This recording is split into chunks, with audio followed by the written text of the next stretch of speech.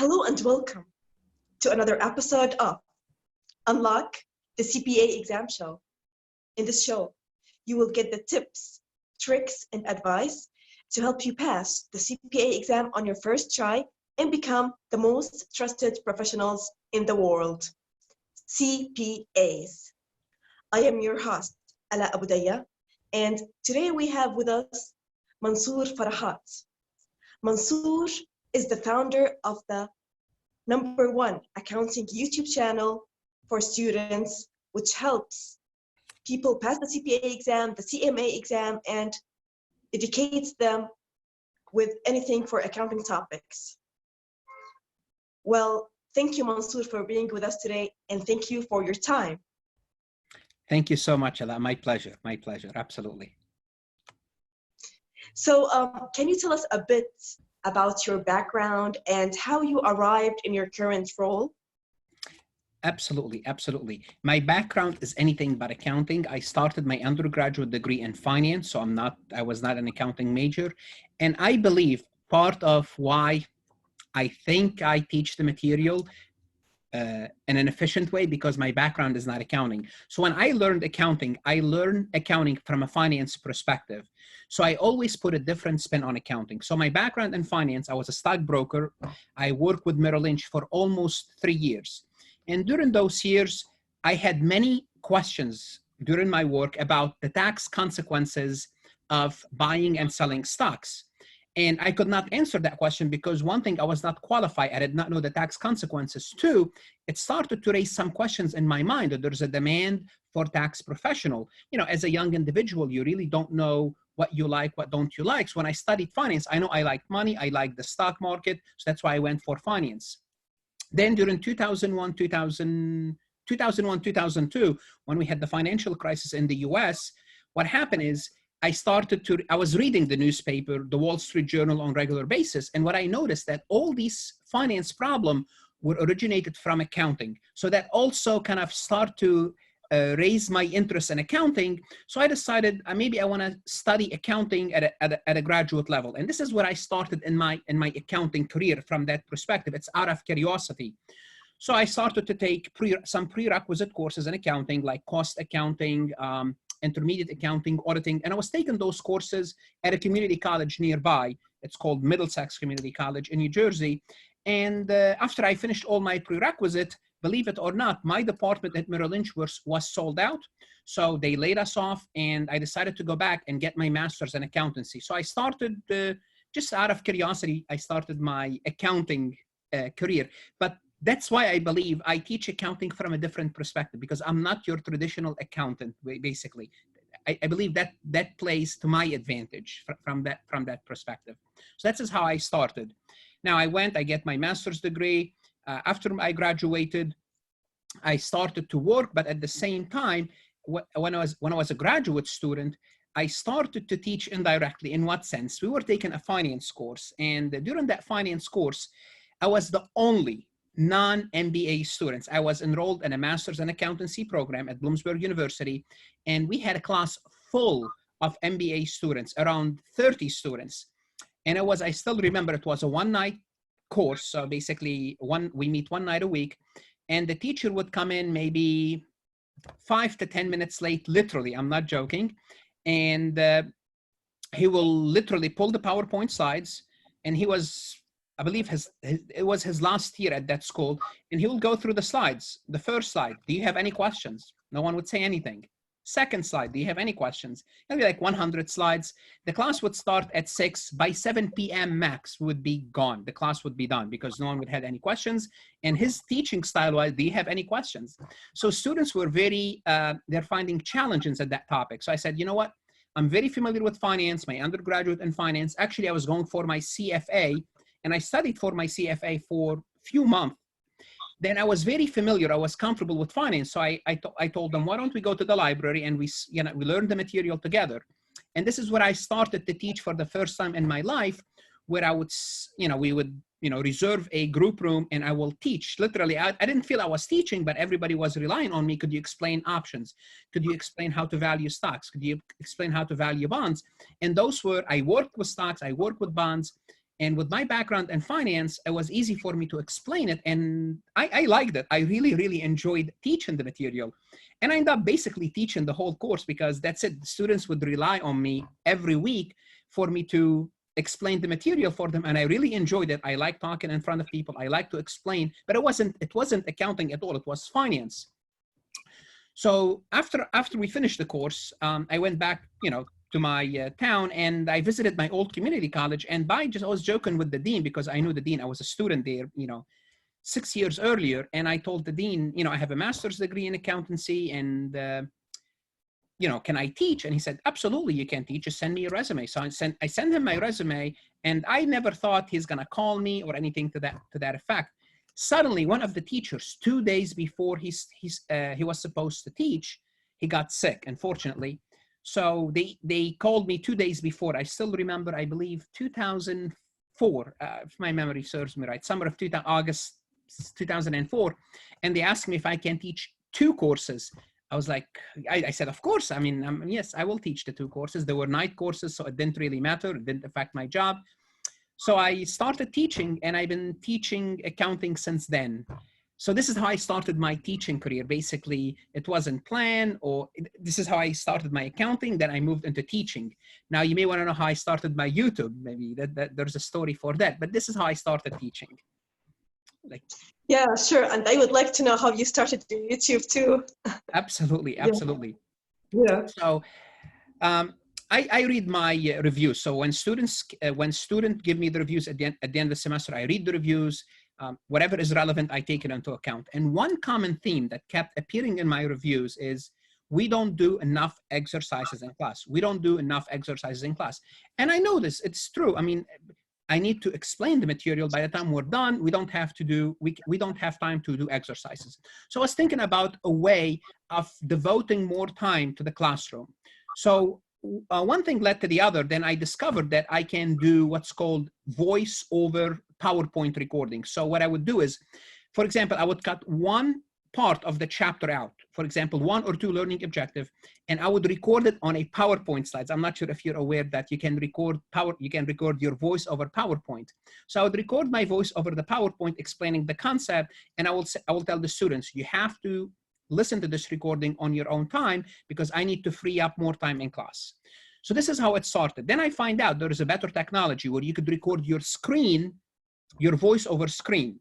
And now I'm not limited to PowerPoint. Now I can pull Excel, I can pull the e-textbook, I can pull anything, Word document, type, right? And they will see everything that's going on. So it was a bit of an upgrade.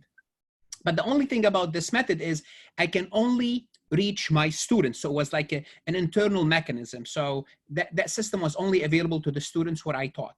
And that gave me free time. Then I was teaching the same course in another university. And I said, this is really, I'm doing the work twice. What can I do? Because it's the same course, the same material, and I am doing those recording every time twice because I have to do it for one school and to the other school.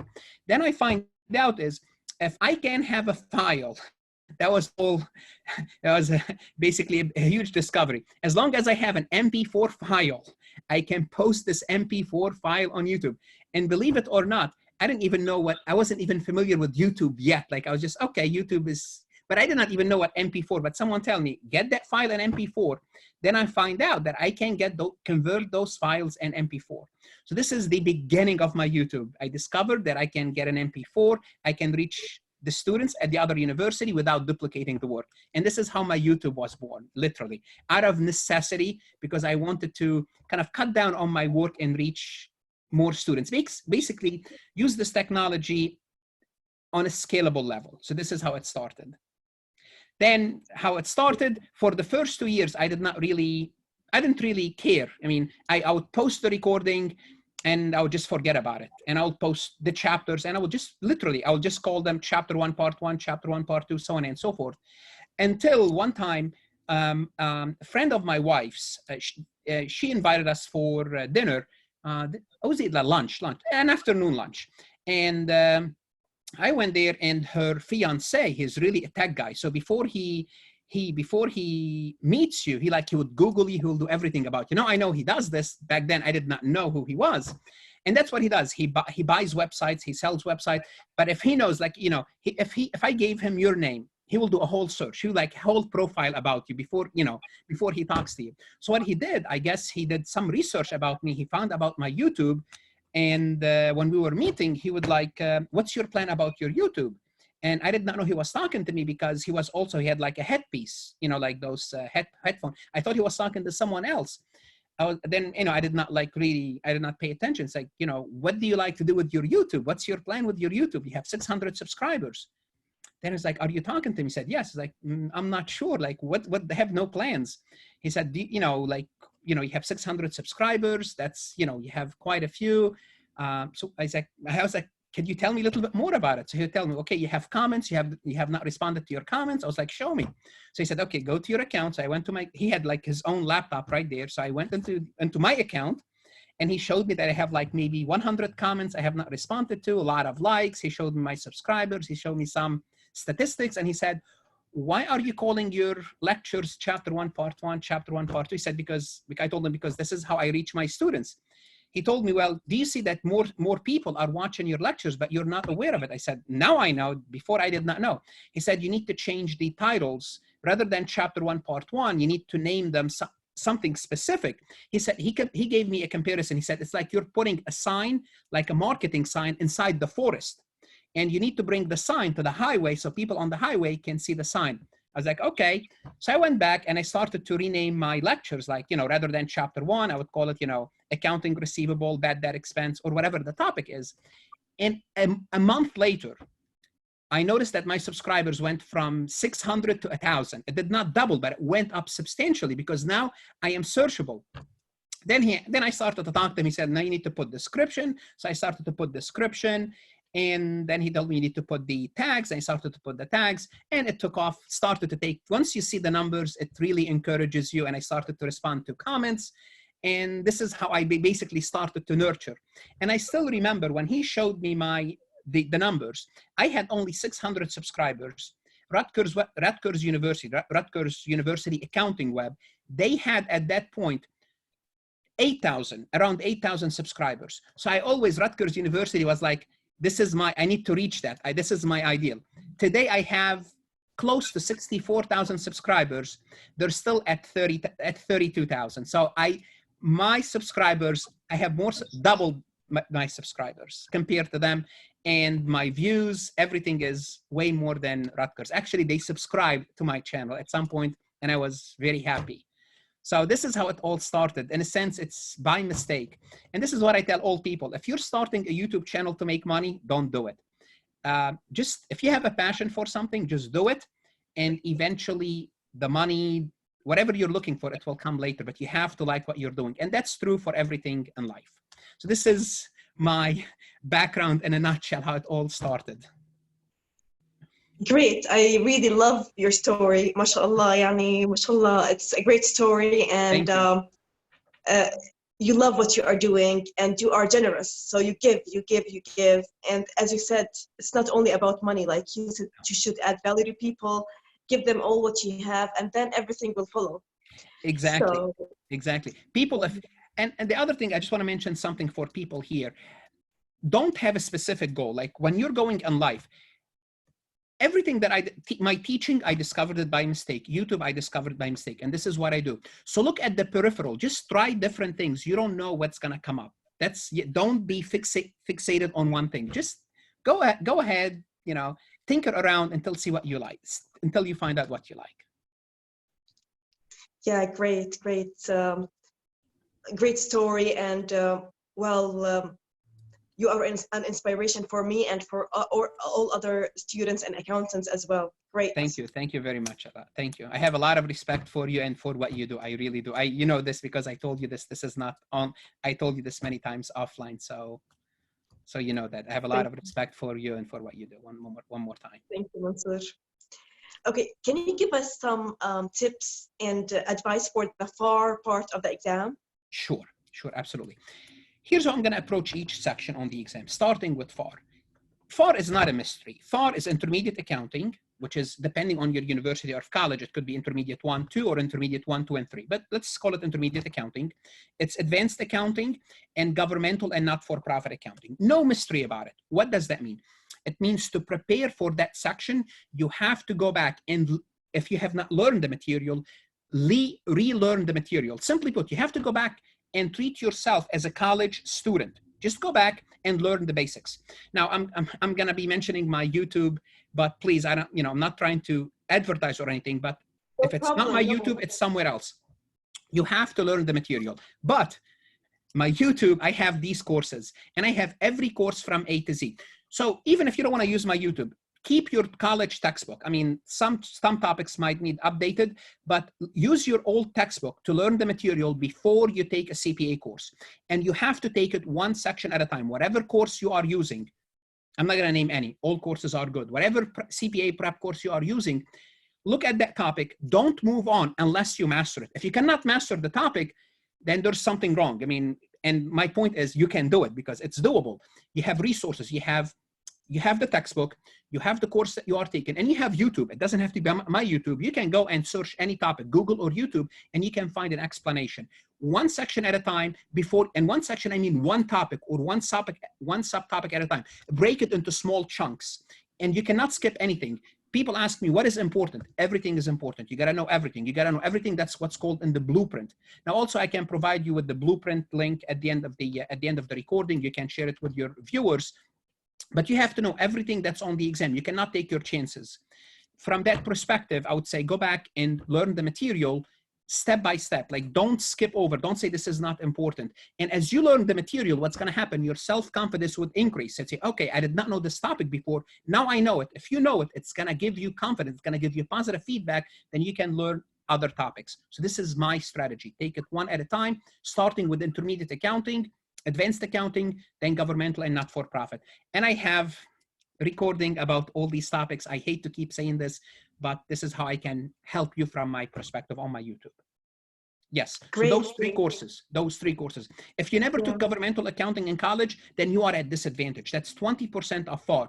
It means you have to start from scratch. That's it. You have to learn the material. There's no way around it. So and how you learn it, each individual is different. Some people can read the material and that's all what they need. I can tell you, my wife, she can read something and that's all what she needs. Some people, they like for someone to talk to them, to explain it to them. This is how I learn. If I can listen to someone explaining something to me, that's my most efficient way. And that's why I'm good at explaining, because this is how I learn. Some people like to write things down. If that's what works for you, write your notes down. Some people, and I used to do this myself, I would record myself, not on my phone. I used to record myself on my Walkman back then. We didn't, and I would listen to myself explaining the material to myself to learn it. Some people, they highlight something and they get it. So whatever your learning style is, you have to discover what that learning style is and use it to your advantage. You might have more than one. For example, for one section, reading will be good. For another section, you may want to listen. For a third section, you may want to write. So use a variety of ways, but you should have one or two learning style that works really for you. So take those, discover what they are and use them to your advantage. That's my tip. And don't listen to anyone else. Each individual is unique. Each topic is unique. What works for you may not work for me. And the course that works for you may not work for me. Some people, they may listen to my YouTube and they hate it. They don't like the way I teach. That's fine. It doesn't mean my teaching is not good.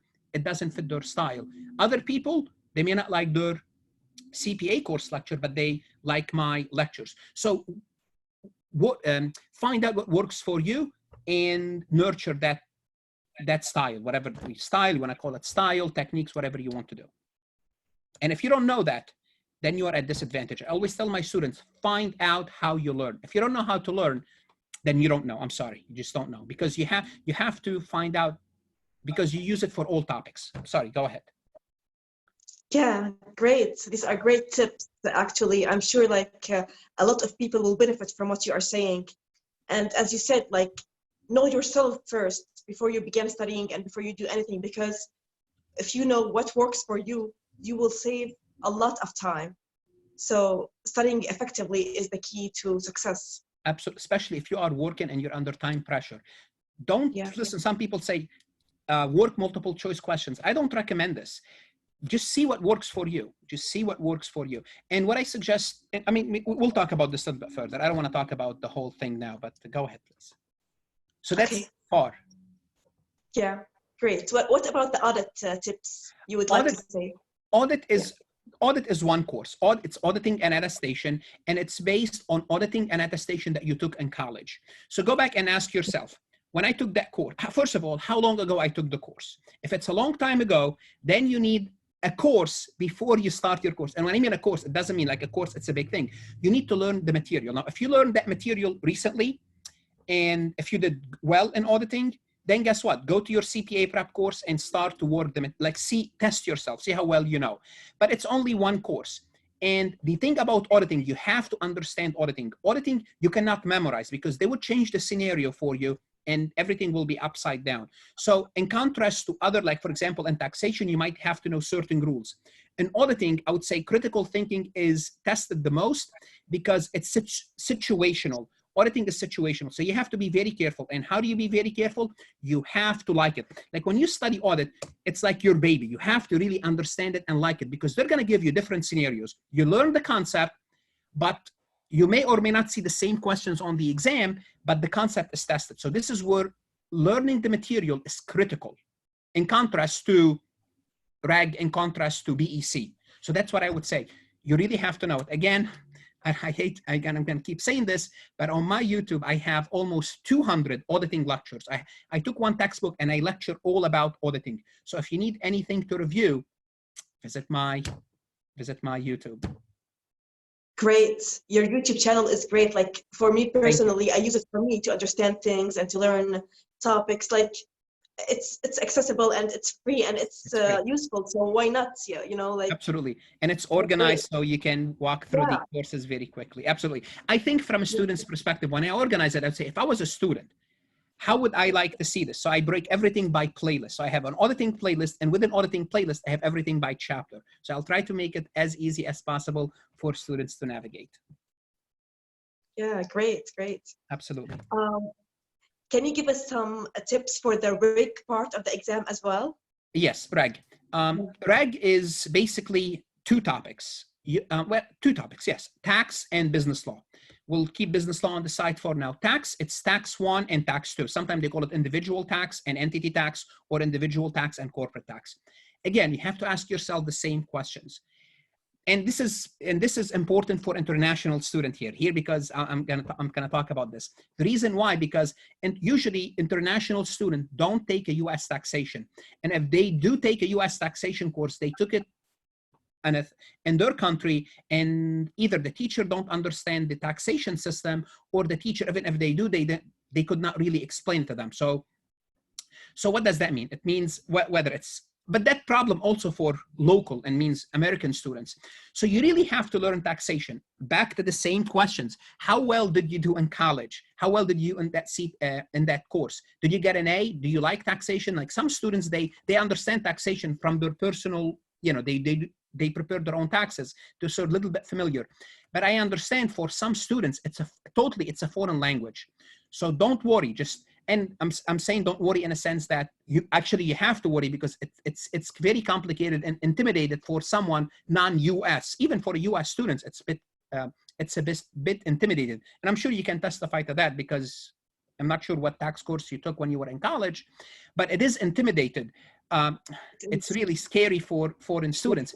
But again, I go back, on my YouTube, I break it down piece by piece. I have 150 lectures between individual and corporate.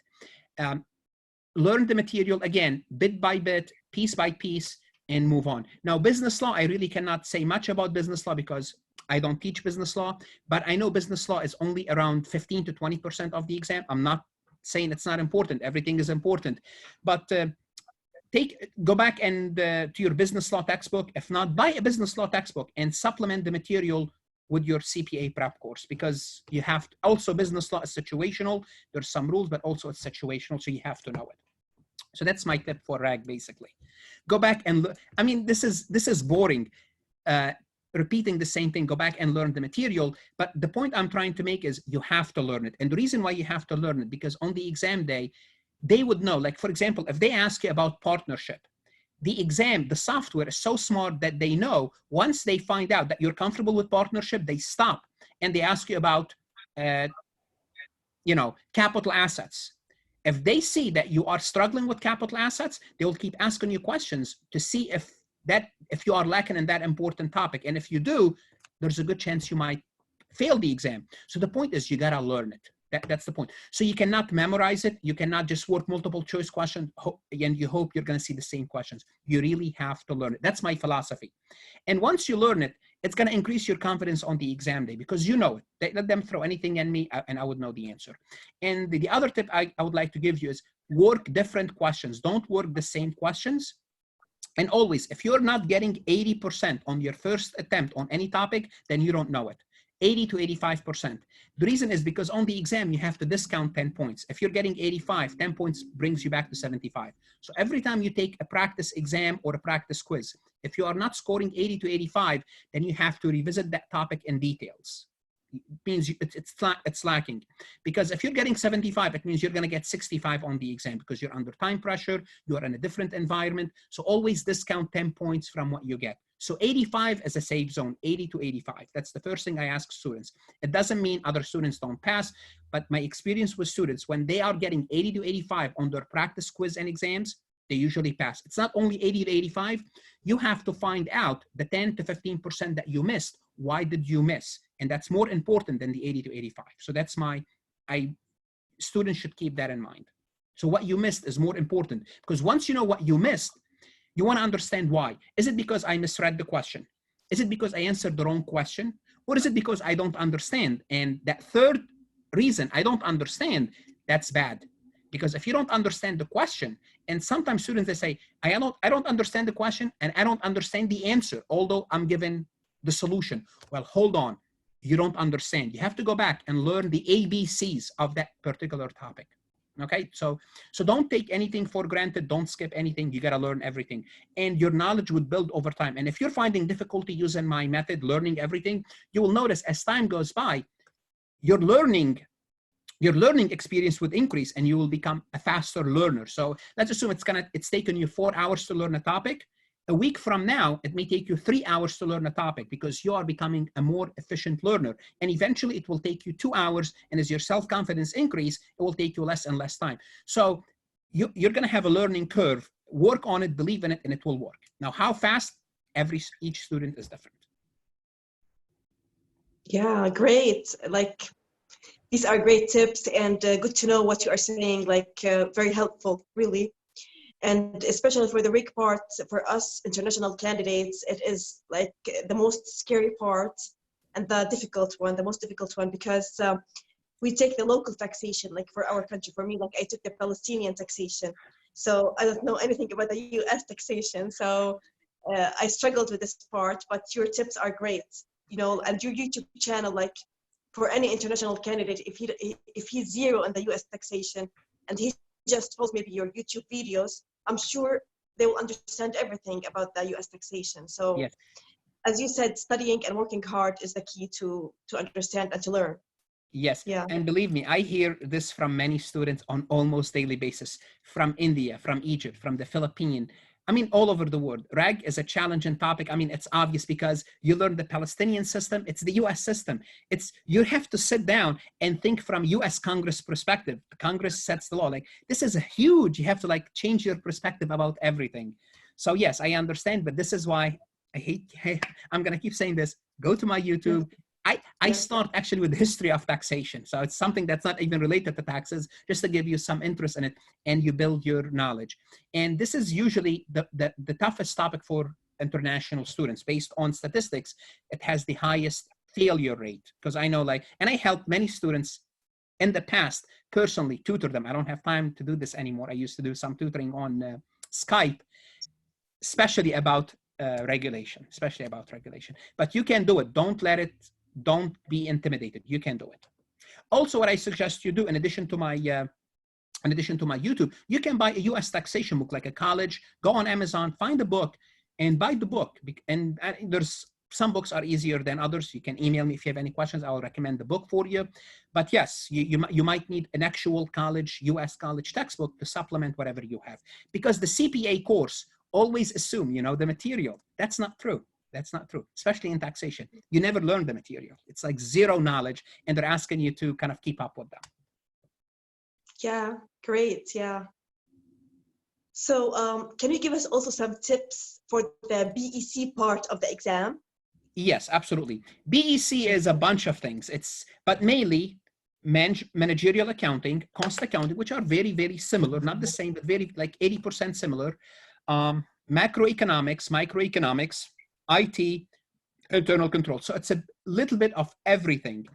I can give you the most about managerial accounting, cost accounting, and finance. I forgot to mention this. Corporate finance is also part of BEC. I'm not going to repeat myself, but it's a lot of information. A lot of people underestimate BEC. Yes, BEC has the highest pass rate, but it covers the most diversified information. So you learn about WAN, LAN, and IT, and you would learn about international trade. You would learn about the supply and demand. You would learn about cost process costing. So you have to kind of learn about a lot. Not in depth about any particular topic, but you have to cover a lot of ground. So be careful. Don't go too much in depth. Learn what you need to learn. Now, you should have a CPA course always. And in my opinion, all CPA courses are good in a sense that if you are prepared, they will prepare you. But be careful in BEC not to dive too much if not necessary. And on my YouTube, I cover cost accounting in depth, managerial accounting in depth, and I do have a corporate finance course, which will help you in your corporate finance. Now I can talk about my website too. On my website, I have more resources for BEC, but we can talk about this later. But those are the three main courses, in addition to a little bit of macroeconomics, a little bit of microeconomics. I forgot everything that I learned about macro or microeconomics. But the point is I'm trying to make, you have to learn it for the exam. So enjoy it. Love it. Like this is like the night that you are studying the supply and the demand curve, this is the most interesting thing. Think of it that way. Use YouTube. I don't have anything on my YouTube about this topic, but there's many other YouTube out there. You have a lot of resources. When I took the exam, I only had the book and the course that I was taking. So I was very limited. If I'm taking the course CPA exam now, there's a lot of resources. There's not even one topic that's not covered on YouTube if you search good enough. I mean, I know I cover almost 90% of all the material, but I'm sure you can find about macroeconomics, IT, and other topics on other channels. So don't give up. If you don't like your course, you paid for it, that's fine.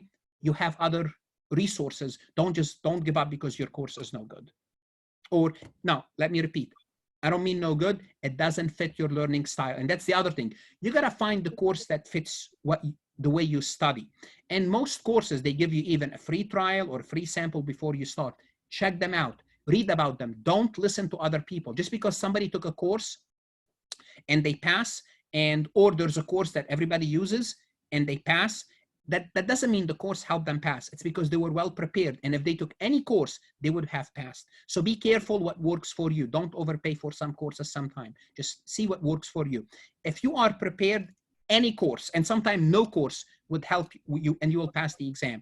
But if you are not prepared, the prep course does not help you. You need that bridge. And this is where I come into the picture.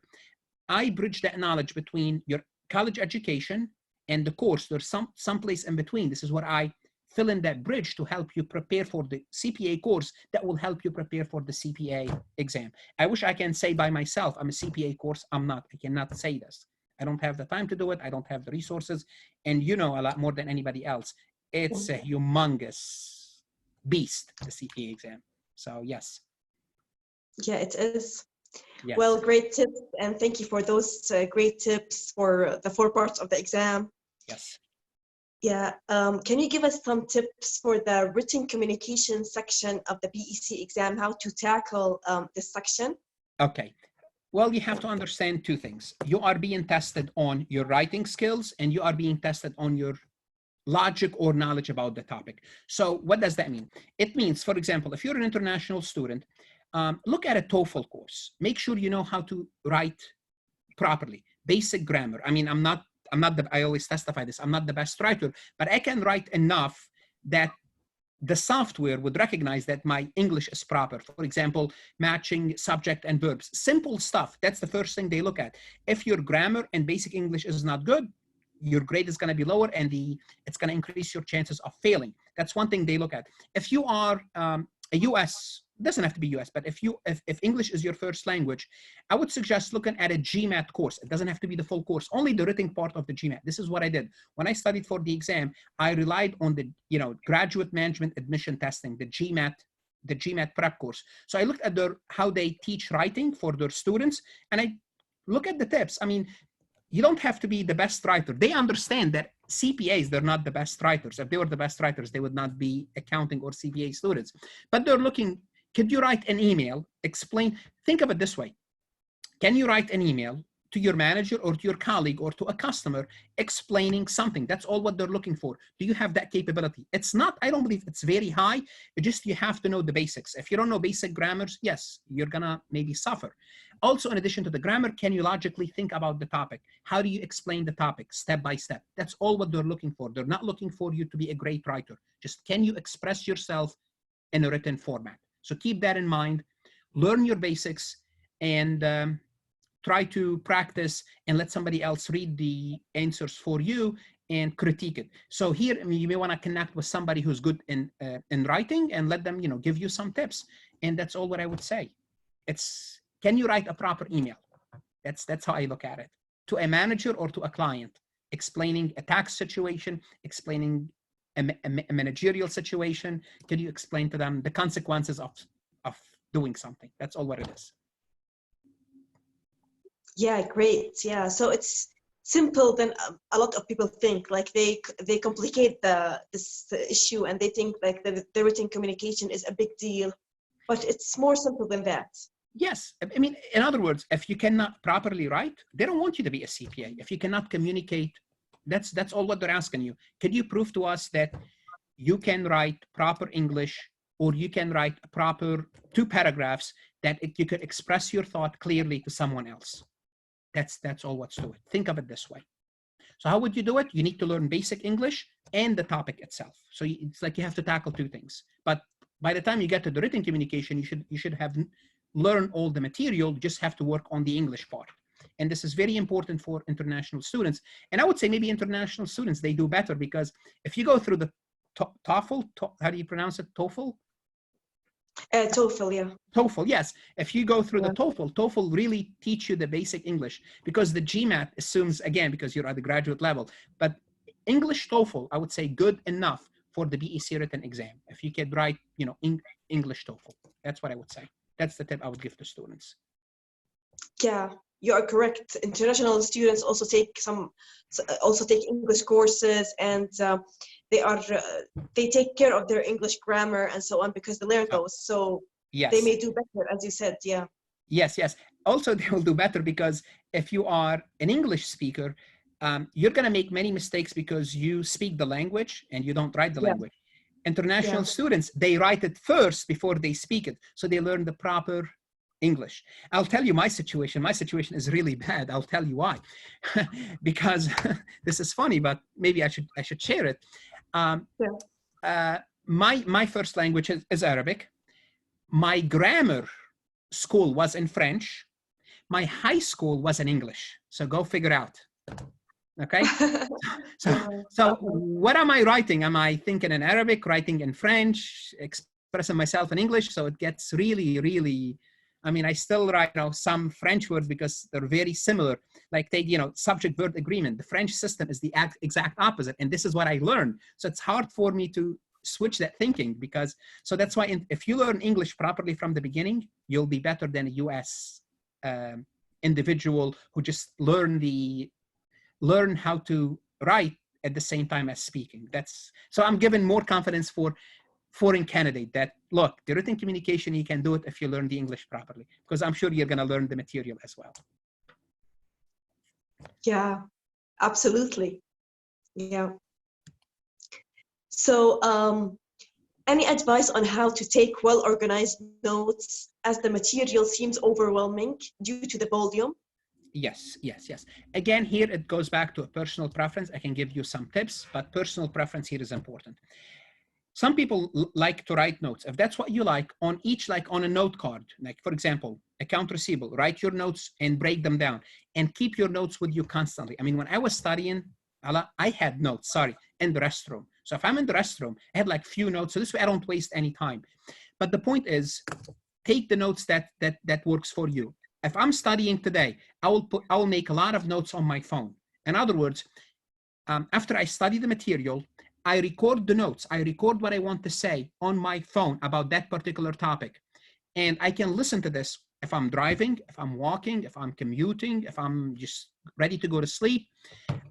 So taking notes, how you would organize it, it's up to you.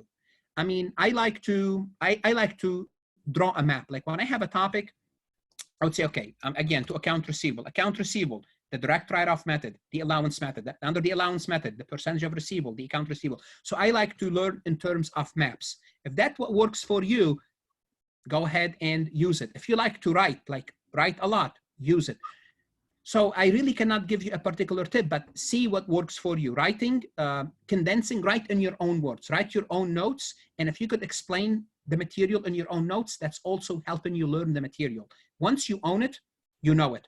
Also, if you can explain it, because when you write, you're trying to explain something to yourself. If you can write something, you're organizing your thought on a piece of paper. That also helps tremendously.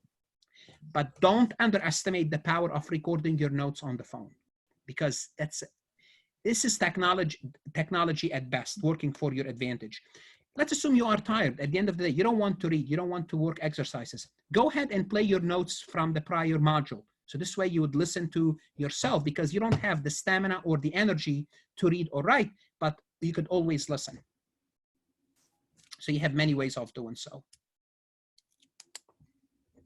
Yeah, great tips and good idea to listen. As you said, like if you are tired and you don't feel like reading or writing, you can listen. Yeah, which So you saves a don't lot have any of time. downtime. Yes, Yeah. absolutely. Great, yeah. So how much study time does each part need, and how to allocate this time per week, especially for working candidates? Yes, yes. I get, this is a very common question with no common answer to it. How much Yeah. you will need to learn is all depends on your learning style. How fast do you learn? One student might learn the material faster than the other. How well you were prepared before you start learning, how well you did undergraduate. If you graduated with 3.0 grade point average, I'm not sure if this is 3.0 is like what, a B versus students who graduate with an A. Student with an A, they might take less time because they already know the material. So it depends on many factors. Yeah. Again, this is an individual, it's a situational. But the point is, if you're a slow learner, you will get better. You will get better. So don't worry. So if it's taken you, I said this earlier, 4 hours to go through a module, maybe the next time, the same module, the same difficulty, it may take you 3.5 hours. You saved half an hour. You will take this half an hour and you would learn something else. Then your efficiency will accumulate and it will pay interest. So don't underestimate the power of small increment improvement every time you learn a topic. Don't underestimate that. And don't think because it's taken me this long on this topic, it's going to take me that much for future topics. Just believe in your self-confidence, believe that knowledge accumulate, believe that knowledge will pay dividend. That's what I would say. So I don't have an answer for that time. If you are a working person, and you know, I really give you a lot of credit for doing so, try to wake up half an hour earlier, only 30 minutes. In the morning, that works for me, and I hope it works for other people. Your brain is like a sponge because you know you're rested overnight, so you're gonna pick up the material faster. That half an hour in the morning might be equivalent to an hour and a half studying at night. Also, if you use your phone to learn the material, then driving to your workplace, what's going to happen is you can listen to yourself. You take advantage of that time. Driving back from your workplace, and the more traffic there is, the more time you would learn because you're listening to you're listening to your own notes. So you need to sacrifice maybe an extra half an hour in the morning, an extra 45 minutes at night, and 2-3 hours extra, whatever you're doing. Try to put 2-3 hours for the whole weekend extra of what you are doing now, and your knowledge would accumulate.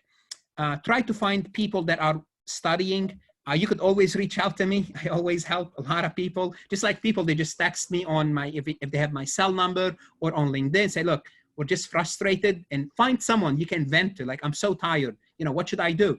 Or sometimes you're stuck on a topic and that topic is not difficult, but just you're so tired, you can't get over it. That people email me or they text me.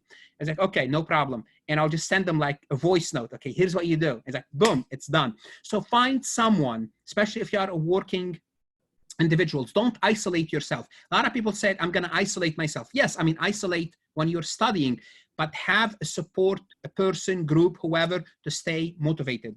And the CPA exam is a lifetime investment. You only do it once in your lifetime. You only study for this exam, and it will pay dividend for the next 40 to 50 years. So it's very important to keep that in mind. Sacrifice short-term for a long-term dividend and payments. That's what I would say. Find someone, find a support person or a support group. There's Facebook. I'm right here. You could always reach out to me. Yeah, great. Yeah, of course, like during the exam study journey, every person needs an accountability partner, needs support, needs motivation from anybody. So like, for example, they can reach to you or to any other person, and this will help them a lot because, you know, Absolutely. support is very important because it's a long journey and it's very painful. Yes, So it's long and painful, and you need that support and guidance. I'm always here. yeah, great. Yeah. So, what is the best strategy for the final 3 to 4 days leading to the exam? Yes, in the last 3 to 4 days, I don't think you should be learning anything. At that point, you should be done. You should be reviewing. And those last 3 to 4 days, go over the notes every day, just like real quick over all the notes. If there's if you are still experiencing any difficulty in a particular topic, buy CPA questions about that topic and test yourself. But you should not be under stress, under pressure. The last few days, it should be a review. Assuming you have the time, but that's what it should be. So you should not be learning the material last day. And the reason I say this, because you want to learn the material, reflect on it, practice it, and learn it. Because on the exam day, you want to go in there with full confidence. You don't want to learn something and you have any doubts about it, because on the exam day, you don't have that benefit of the doubt to kind of absorb it. So that's why have those last 3 days just as a review. And I have a tip about after you take the exam. What should you do after you take the exam? Let's assume you took FAR. You have to be truthful with yourself. Once you take FAR, you have to ask yourself, how well did I do? If you think you failed, go back and start study for FAR. Assuming you did not schedule anything else. If you think you passed FAR and you're taking auditing next, every day, although you think you passed, go over the notes like for half an hour. Just flip through the notes. Just look at the notes. That's all you need to do. And remember, everything that you can remember from the exam day, write it down. So this way you'd say, in case you took it again, there's good chance you might be tested on these topics. So take notes as much as you can remember, review the notes, and flip through the material, because it's going to take you half an hour to half an hour a day, but it's still fresh in your mind. If you wait a month or 2 weeks until you look at it again for the first time, you lost a lot of material that you learned, because you're going to carry that material. And once you pass, you're going to forget everything. So you don't want to forget it until you have passed. Yes. That's a common question. What should I do after I take the exam? Yeah, exactly. Yeah. And so what if the person took the exam and he doesn't have an idea, like if he is going to pass or fail? Do you recommend like studying for the next part until he Instead receives of the half score? an hour, if you're not sure, review for an hour your notes and start the other part. Yes, that's fine. Sometimes you could be like, I'm not really sure. I could have passed, I could have failed. Then that's what you do. Yeah. Instead of half an hour, do an hour of review. And start studying for the other part. Now, the good news, Ala, is in 2020, you're going to be able to take the exam all year long. And by the time you get your result, it's going to be much shorter. So that's going to alleviate this problem, because that's really a dilemma. What should I do? Should I start studying or should I wait? So you just have to have that balance, but hopefully this is going to go away. It's going to be less of an effect. Let's put it this way. Yes. Yeah. Good news. Yeah, good. Yes. So it's becoming easier when it comes to, scheduling and taking the exams now. Absolutely. So it's going to be like available all year long, and you can take the sections. You don't have to wait for the next period or anything like that. Once this Good, is good. finalized, I'm pretty sure I'll put something on YouTube about it. But yes, but they're heading that way. Let's put it that way. Yes, Yeah, all year long. great. No blackout period. Yeah, good, good. So, how would you suggest tackling the weak areas of the exam, of the subjects or the material? If weak area, that's good for you. If you know your weak areas, for one thing, if you think you're weak at something, that's positive. Why? Because this is the area that you need to focus on. It means this is your weakness. So if you, again, I know I'm repeating myself, go back to the basics. Like if your review course, first of all, how do you know it's weak? It's either you did bad on the multiple choice or you read the book and you read your review course and you don't understand it. I'm assuming this is how you find out. Well, step away from those. Go back to what you should have known. Okay, what should you know before tackling this topic? And that's what you're missing. And I'm going to talk about this for real quick. If you don't understand something in accounting, it's not because it's difficult. It's because there is some prior knowledge you missed. So nothing is difficult in accounting in a sense that it's not rocket science. Accounting is, in a sense, it's straightforward, but it's a lot of material. So if you are missing something, it's because you are missing a prior topic. And so that's why you have to go back, see, what am I missing? Why am I not understanding this? I must be missing some prerequisite. Find out what you're missing, go to that prerequisite, tackle it, come back and learn what you need to learn. This is my tip. So always something missing. Nothing is difficult. It's you're missing the prerequisite. That's all what's to it. Yeah, great. So do you have any tips to increase the exam score, like during the exam? What shall candidates do, like to increase their score? If there is any tips? No particular tip, know the material. And the other thing, asking about this question, grading the exam is a mystery. No one really knows how the AICPA grade the exam. I mean, there's many questions, at least 12 questions. They don't count against your grades. So even if you get them wrong, they're tested questions. And no one knows how the AICPA grade the exam. So to give you a tip, I'll be lying to you. But knowing the material, all what I know is this. The AICPA software, they would know if you know the material enough to pass or if you don't know enough important material to pass. Other than that, I would not be able to know. So my guess is sometimes you might answer 75% of the questions correct and you might fail. Sometimes you might answer only 72 and you might pass. So the point is know the material and prove in your answers that you are comfortable, you have enough knowledge about the topic, and you will pass. So I don't know how else to answer this question other than know the material. That's my tip. And you only have to know it for the exam. After the exam, don't worry about it. But when you're learning the material, try to like it, try to enjoy it, because it's gonna make it easier for you to absorb it. That's what I would say. Yeah, good. So can you give us some tips for the day of the exam? Like what shall candidates do on the day of the exam? Yes, I mean, I'll tell you what I always did. I always well, I always had to schedule my exam far away from my house because I would schedule toward the end of the blackout period. So what I would do, you want to make sure you're rested the night before. So I used to stay at a close by hotel. And I have a funny story about this because when I took my first section, this is really funny. When I took my first section, I was very nervous in a sense. I wanted to make sure I wake up. So the hotel called me. I had my phone alarm. And my wife now, who was before we were married, she called me from overseas. So my phone rang, the hotel called me, and I had my phone. So I had like three alarms because I wanted to be as ready as possible.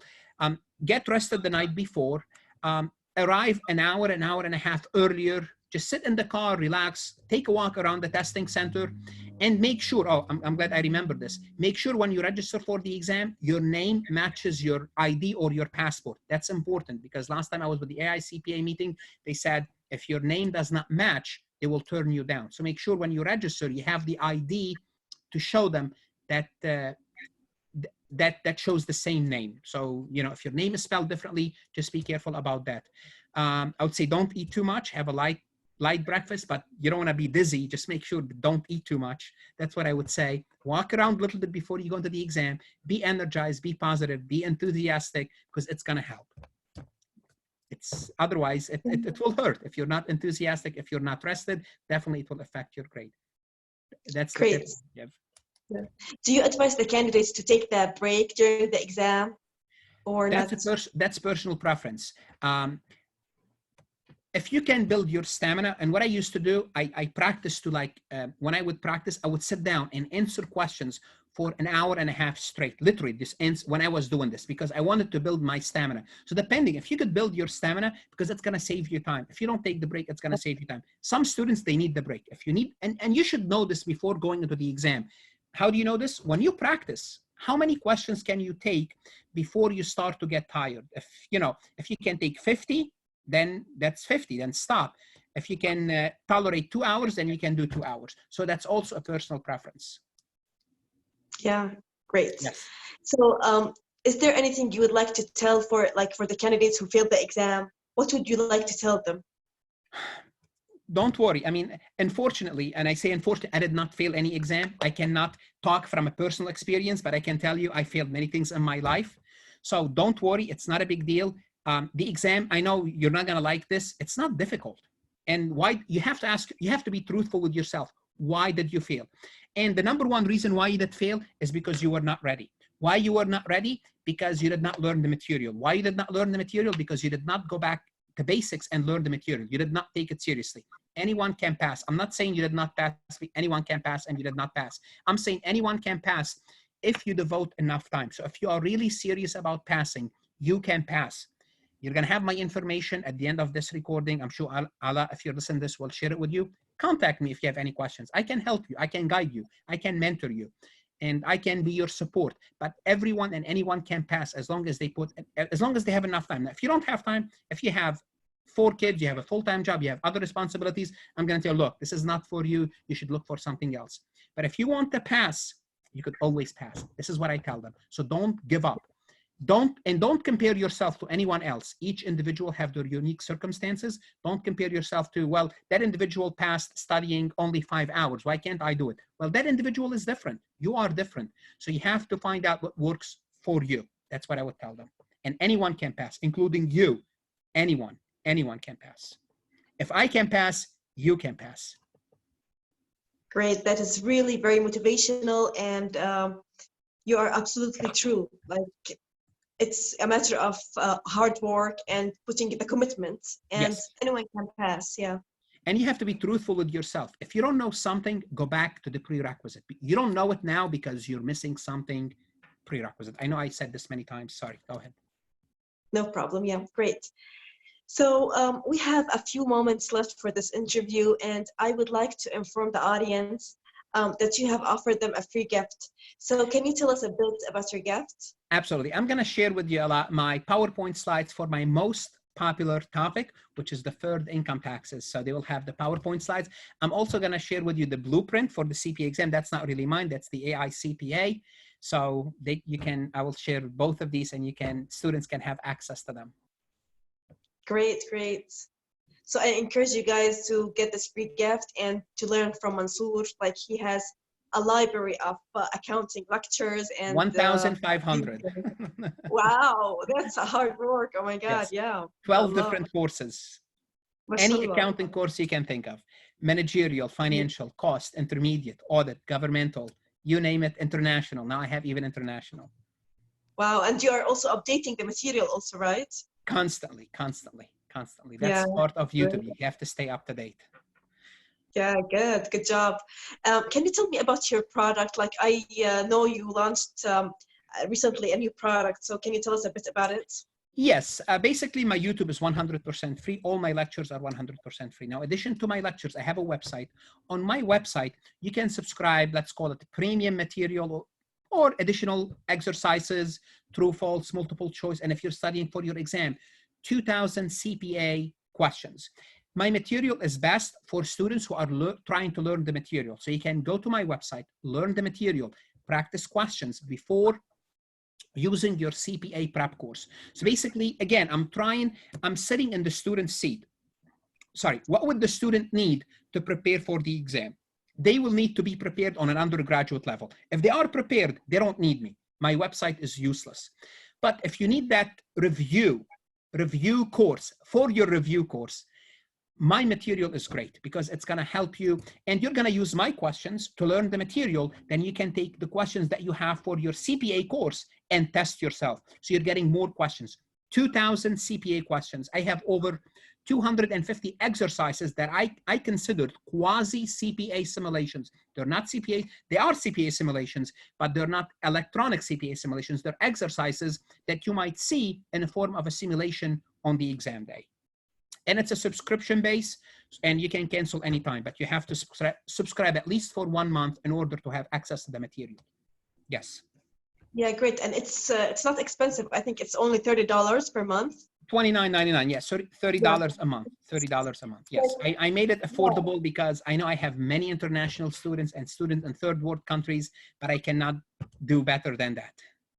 It is, I mean, it's very cheap. So it's like affordable for anyone. Yeah. And if you need it for 1 month, if you are a very efficient learner, you can go and learn the material in 1 month, answer everything you need to answer and cancel. Just learn the material, pay for 1 month and cancel until you're ready again. You restart your subscription, devote 1 month, take care of it, then move on.